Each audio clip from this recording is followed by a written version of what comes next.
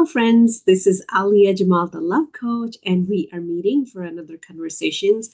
And today, topic is so near and dear to my heart, and that is, if you want to find God, find yourself. Now, whatever I'm about to say, that's like the core of the work that I do in this world, that I help my clients with.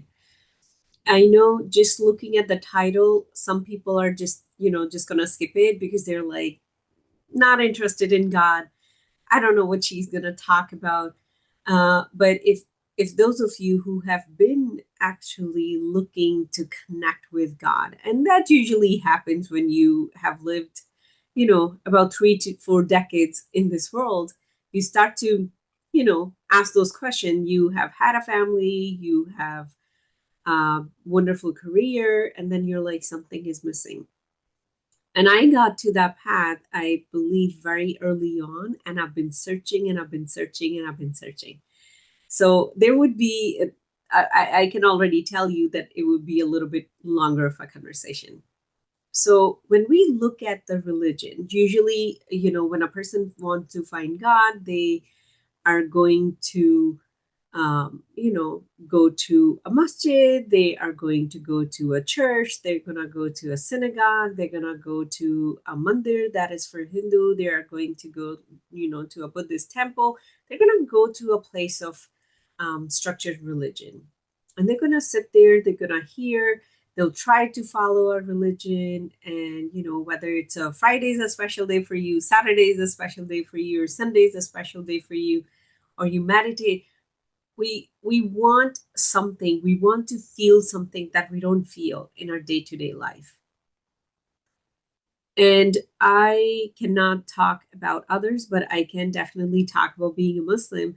When I go to the masjid, I used to feel like give me that energy, I want to feel that energy. And it's a very rare you get to connect with that energy. A lot of stuff that we are taught is, God is a power way out of my reach. And, in Catholicism, there's even more, there's something wrong with us and we're not worthy of it. And we have to strive for it. We have to run for it. We have to work hard for it. And over time, I started questioning those things. I started questioning, like, what's going on? Like, I'm here, I'm praying 5 times. Why can't I feel what deep down I know that I'm supposed to feel? And what we all are craving is connection.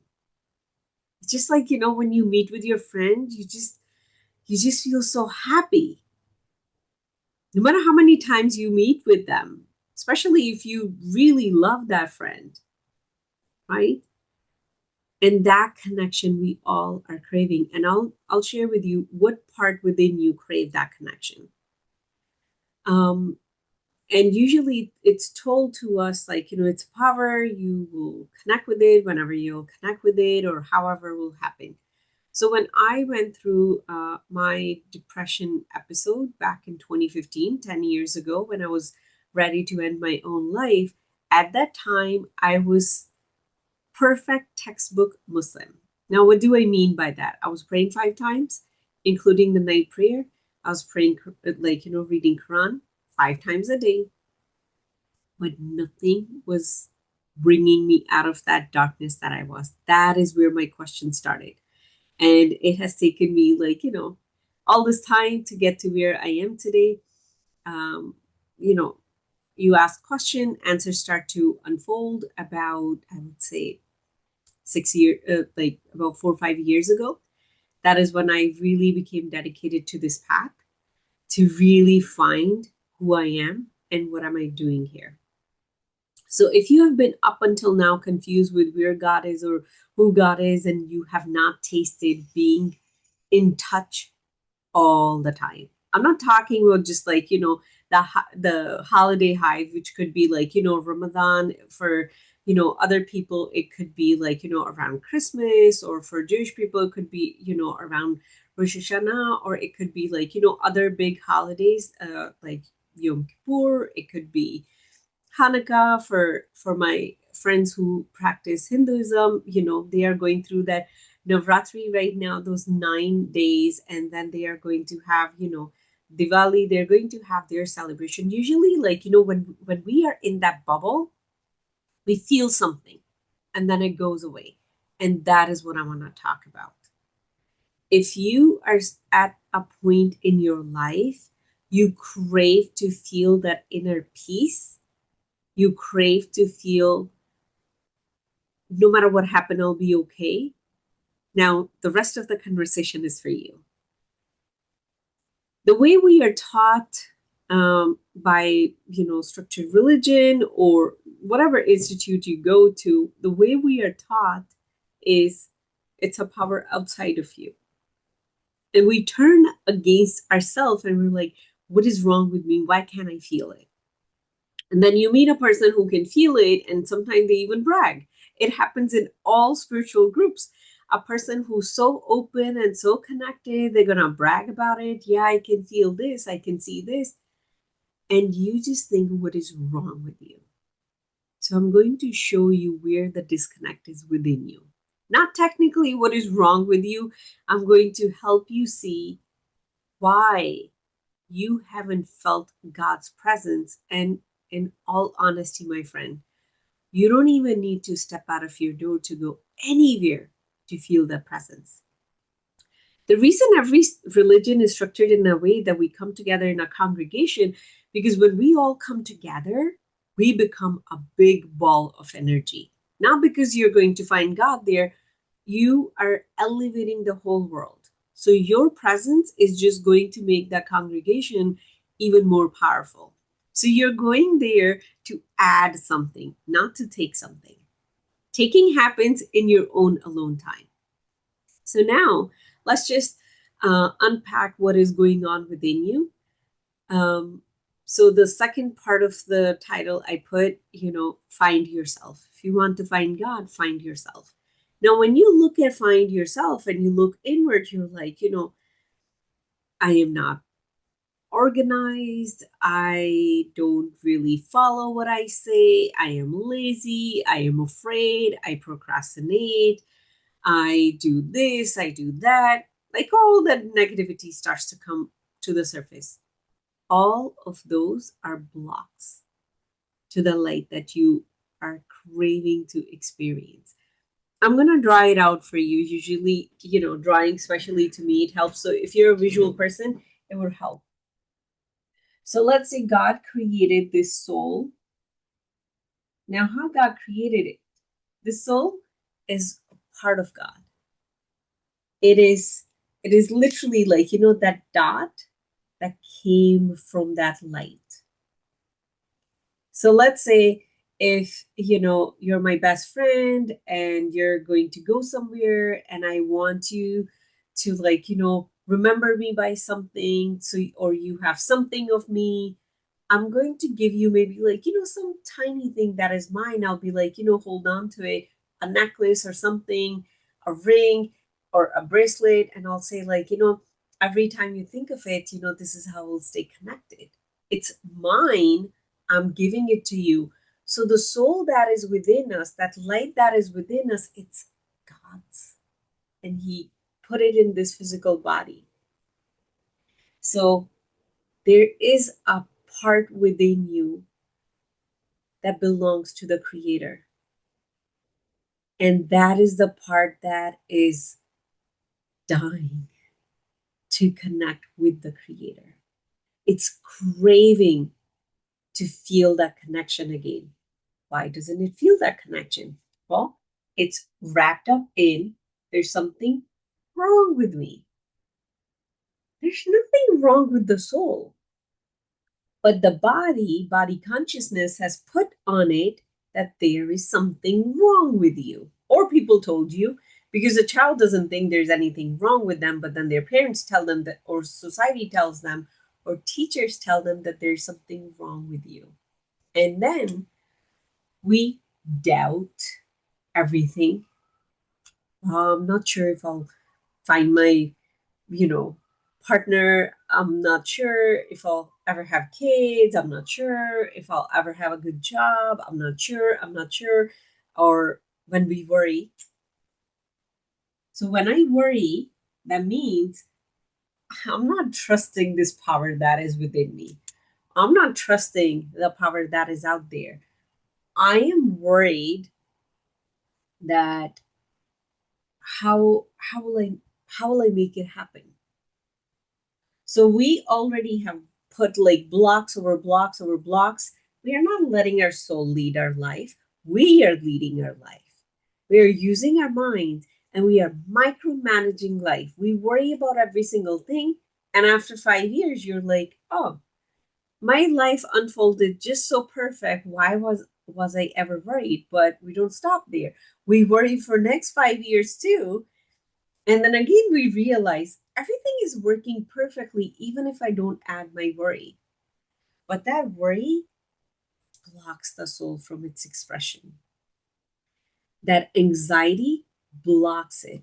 That low self esteem, that self criticism, where we are judging, when we are getting jealous of other people's blessing. And trust me, if you're being honest with yourself, we all have been there and many times go there. Jealousy is when I don't believe I can have what another person have. So what that is, not knowing this part. So I know if I keep drawing, and if we are all honest, we are going to have like a whole ball of fur around this little thing that is within all of us. That is part of the endless world. It's part of the endless light. When you do the work to take off all these layers and you discover who you are as the soul, you start to feel that, oh my God, whatever I speak has power. It creates. Whatever I think has a direct impact on the universe, not just my life. Whatever you think about other people, doesn't that come true? When you think that they are a narcissist, they keep being a narcissist. When you think they are very kind, they become kind. Try that. We start to label people. When you're labeling another person, you're also covering the light of their soul. And I can tell you from personal experience, it is very challenging as a human to stop labeling other people and stop labeling ourselves, because that is how our mind makes sense of our physical experience. And it wants to do that. That is how it feels safe, by labeling everybody, because it's not connected with its own inner safety. It doesn't know what that endless feeling is, what that infinite peace is.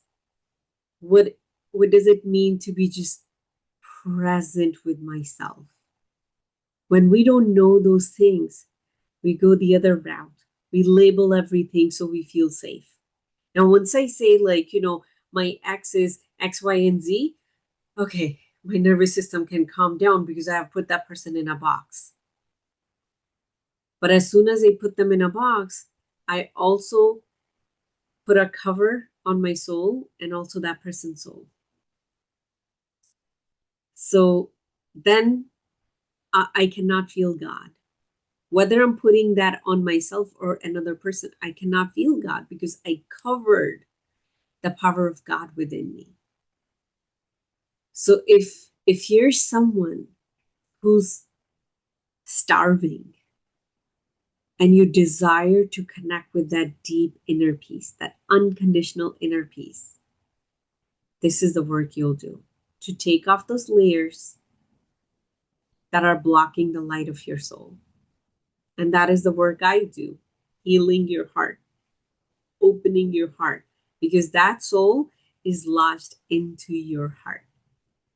When you're holding on to your past trauma, when you're holding on to what happened 10 years ago, maybe you lost a loved one and you're still grieving about them, and you have not learned how to reconnect with them in a different way. and you're still grieving about them. And that is the grief that blocks you from accessing your soul to really feel it. And then the next step is to actually live it. For example, um, I used to do something else before I started doing this full time, right? You might be doing something right now that you're not really happy about. Now, let's say if we both die at doing whatever we just thought will make us good money and give us a good lifestyle, and we go back, and the soul would be questioned, did you do what you came here to do? Nope, go back. So the cycle of life continues because there's something specific within me, there's something specific within you that you're here to contribute. And that is our utmost important job to do, to connect, take off the layers and connect with your soul, and then follow the guidance from your soul. That is where I like to take my clients. Once they get to a point where they can hear their soul and they can follow that guidance, my work is done. Because now they are a channel of light in this world. Now, their light is not going to be contained or stopped by any labels or any container. They are just going to be open and sharing. So, my friend, if you really want to find God, find who you are. And if you get nothing from this, just get this one thing: never go against yourself. Every time you go against yourself, you're putting a cover on your soul. Every time you say, what is wrong with me? Why can't I get this right? I am this, I am that. And unfortunately, in today's culture, we think that is so cool to sit in front of everybody and, like, just make fun of yourself or say negative thing about yourself. That means you're being accepting of yourself. No, my friend, that is so fake. Please don't do that to yourself, because the more you cover your soul's light, the more you're depriving the universe of your soul's light. So when you turn against yourself, when you say bad things about yourself, whether it is out and open or whether you're doing that in secret, just in your mind, you're having that war with yourself, you are depriving the whole universe of that light that you are. So do nothing. Don't turn against yourself. You are going to do things that are maybe not good for you or for other people, but evaluate, learn to evaluate without turning against yourself. For example, let's say I wake up, um, you know, 5 a.m. And if I start saying, why can't I wake up 4 a.m.? Instead of going that, I'll just say, do I want to wake up 4 a.m.? And then I'm going to reevaluate that. And then I'm going to make that happen. So that is reevaluating without turning against yourself. So I'm going to invite all of us to do that. And if you're ready to do this deeper work and to connect with the core of your soul, who you are, and channel that into this world and really live the way your soul came here to live, not how your parents told you you need to live or how society taught you who you need to be. If you're ready for that work, I would highly recommend reach out to me, and I would love to be your guide to help you meet with your truest and purest self. Sending you all so much love. Bye.